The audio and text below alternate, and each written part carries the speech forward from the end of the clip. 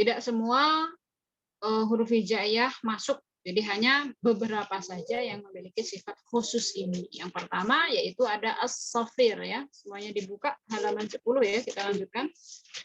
Yang keenam adalah sifat as-safir ya. Apa itu as-safir? Bisa dibaca? Yaitu apa? Keluar suara tambahan ya, menyerupai desisan burung, jadi ada yang berdesis gitu ya, gitu. As-safir ya. Di antara hurufnya ada 3, ada huruf sad ya, huruf sin dan huruf zai. Kalau kita perhatikan 3 huruf ini keluar dari mana? 3 huruf ini makhrajnya di mana? Sin, sod dan zai. Gimana makhrajnya?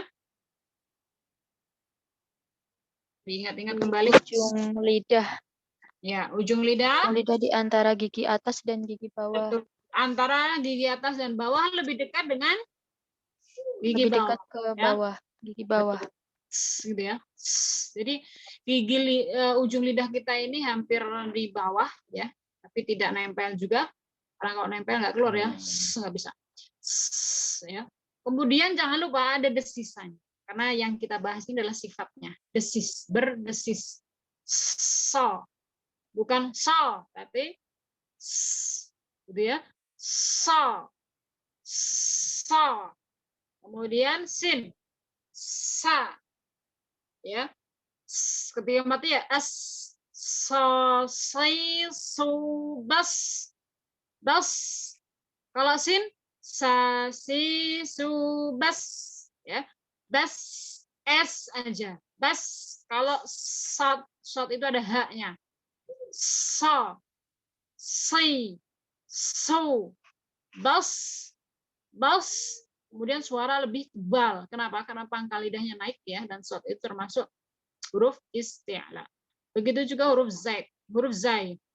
Jadi huruf zai ini tidak persis dengan huruf Z ya, mungkin sekilas memang iya, tapi ada sifat tambahannya, ada desisannya, seperti apa tuh suara lebah dia kan gitu ya, zazi zubaz gitu ya. Coba bersama-sama, so si su bas, 1 2 3. So si su bas. Ya, berat ya, bas. Dan tidak menyebar anginnya. Tidak menyebar. Kenapa? Kalau angin menyebar itu nanti jadi huruf shin. Bukan bash ya, bas. Ujung lidah antara 2 gigi lebih dekat dengan bawah. Tapi pangkal lidahnya naik. Gitu. So. Ya. Adapun sin mudah, S sama dengan S kita, S Latin persis ya. Sa si su bas. Sa si su bas. Saya za zi zu baz. Zazi zu baz. Baik, kemudian kita lanjutkan ke sifat yang ke-7 ya. Sifat yang ke-7 di sini adalah qalqalah, dan ini sudah luar kepala kita ya. Luar kepala. Paling hafal ya. Sifat huruf apa? Qalqalah. Hurufnya ada berapa? Kalau kita nyingkatnya baju di toko, kalau di buku qadbu jadin ya. Sama saja, baju di toko boleh atau qadbu jadin ya. Ada 5. Qaf ya, kemudian ta, ba, jim dan dal. Nah, qalqalah ini ya kapan terjadi? Ketika huruf ya 5 huruf ini dalam keadaan mati atau dalam keadaan sukun, maka ada qalqalahnya gitu ya. Bako dan qalqalah ini mantul keluar, bukan ditelan, bukan bak ya, bukan bak ya. Kalau ini ditelan, tapi kalau keluar itu bagaimana? Bako, keluarkan. Apa ya, abe bukan abe ya, ade seperti itu ya, ade ya, aje, apa, aku ya, dan seterusnya. Saya kira insya Allah antum semuanya bisa. Baju di toko, qalqalah. Kemudian berikutnya adalah alin. Sifat huruf yang ke-8 adalah alin. Ya, alin ini adalah mengeluarkan suara dengan lembut. Kapan? yaitu ketika ada wawu mati dan ya mati yang didahului oleh harokat fathah. Perhatikan di situ ya, di buku antum masing-masing. Kalau di sini kita lihat itu tidak wawu mati dan ya mati saja ya, tetapi syaratnya adalah wawu mati, ya mati yang didahului oleh apa? Harokat apa? Harokat fathah di sini ya. Jadi kalau ada fathah, kemudian depannya ada wawu mati atau ya mati, maka terjadi di situ apa? Sifat lin. Ini itu mudah keluarnya, ya. Apa? Mengeluarkan suara dengan lembut dan mudah, gitu ya. Misalnya khauf kan gitu ya. Khauf, maka di bagian kaidah apa namanya itu? Mat ya, panjang pendek itu ada namanya mat lin. Nah, mat lin ini berangkat dari sini, sifat lin, mudah dikeluarkan. Suaranya keluar dengan mudah ya. Yauma misalnya yauma ya, bukan yauma ya. Atau misalnya apa yang iya Bang, misalnya baina ya. Baina kan mudah, bukan baina ya. Bai, yau dan lain sebagainya. Jadi sifat lin ini adalah mengeluarkan suara dengan mudah. Kapan? Ketika ya mati atau wawu mati didahului oleh harokat fathah ya. Ketika wawu mati atau ya mati didahului oleh harokat fathah. Jadi antum jawabnya nanti jangan hanya wawu mati dan ya mati, tidak. Tapi wawu mati, ya mati yang didahului oleh harokat fathah. Jadi kalau wawu mati didahului oleh apa? Doma, nah ini bukan lin lagi ya, tapi mat tabi. Gitu ya. Jadi harus didahului oleh harokat fathah. Baik, lanjut yang ke-9 ya. Sifat yang ke-9 di sini adalah sifat al-inhiraf. Sifat apa? Sifat al-inhiraf ya, membelok. Suara apa? Suara membelok. Di situ ada footnote-nya, bisa dilihat di nomor 2 ya. Pada lam suara dari tengah belok ke kanan dan kiri. Sedangkan ro berbeda ya, atau kebalikannya. Dari kanan kiri, sisi lidah kanan kiri beloknya itu ke dalam ya, ke tengah. La ya, la keluar. Kalau ro masuk ya. Antum lihat tuh di footnote-nya. Pada lam suara dari tengah belok ke kanan dan kiri karena terhalang ujung lidah. Pada ra suara di kanan dan kiri lidah ke tengah. Jadi kebalikan gitu ya. Nggak usah bingung apa namanya beloknya gimana gitu ya. Ucapkan saja la. Yang penting makhrajnya benar. Insya Allah secara apa ya, otomatis gitu ya. Insya Allah sifatnya juga mengikuti ya. Kecuali memang harus yang harus diusahakan, misalnya hamas gitu ya, hamas qolqolah itu harus diusahakan, tidak kemudian serta-merta mengikuti. Allah la lilubal ya, rari rubar.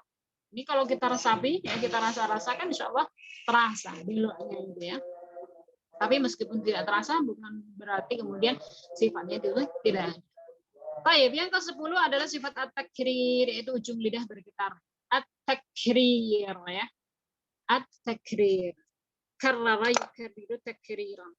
At-takrir itu maksudnya adalah pengulangan. Diulang itu maksudnya apa? Bergetar ya, ujung lidah kita. Yaitu huruf ra. Kenapa ujung lidah? Karena ra itu makhrajnya adalah apa? Sisi ujung lidah gitu ya. Atau ujung lidah ini ada pengaruhnya ketika mengucapkan huruf ra, yaitu apa? Harus bergetar ya. Kan gitu ya. Nah, tapi ya tidak perlu begitu ya. Yang penting dia sudah bergetar ya, maka sifat at-takrir ini sudah terpenuhi. Ra. Dan kira-kira bisa ngucapin nggak huruf ra tanpa bergetar ujung lidah? Tidak bisa ya, pasti bergetar.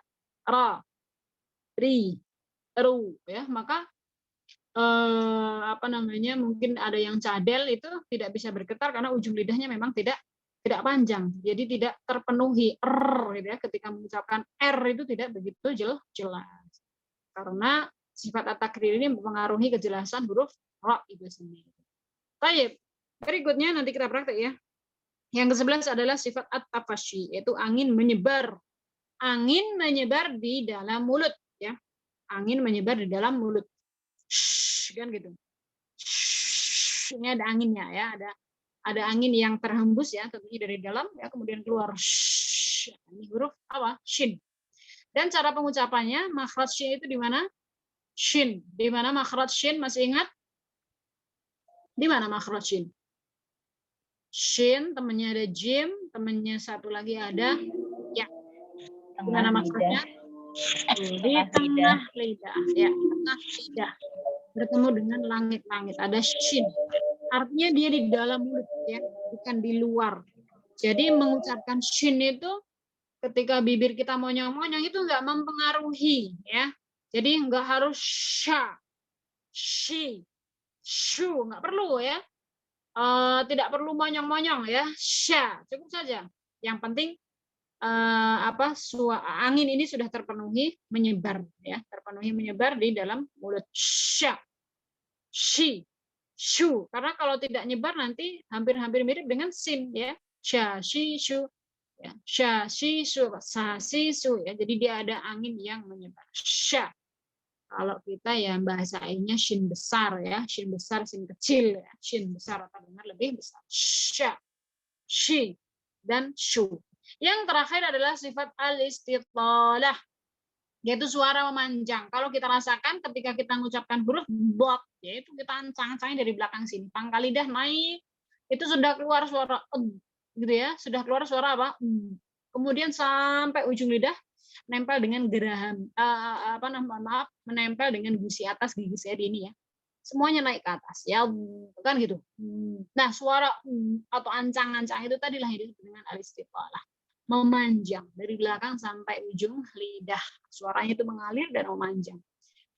Bo, bi, bu, jadi nggak bisa yang do di du, tidak boleh ya. Bo, bi, bu, bal, ya, bal, nggak jadi mantul ya, berat tapi tidak jadi memantul. Itulah yang disebut dengan al-istitalah.